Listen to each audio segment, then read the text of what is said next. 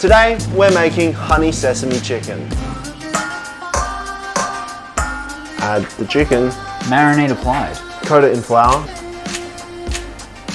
That's the chicken done. Now, into the oven. Hey Siri, set a timer for 12 minutes. Rice, wash the rice. Making this sauce, Chinese cooking wine, chicken stock, rice wine vinegar, honey, soy sauce, sesame oil. Gonna mix the sauce. Mix in the slurry. And take out the chicken. Flip the chicken. Back under the grill.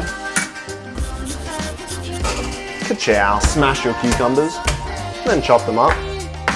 Rice wine vinegar. Green onion. Soy sauce. Chili oil. Vegetable oil. Garlic. The sauce. Oh yeah. Cornstarch. Add back our chicken. Coat it in the sauce. Beautiful. Let me show you how you plate this.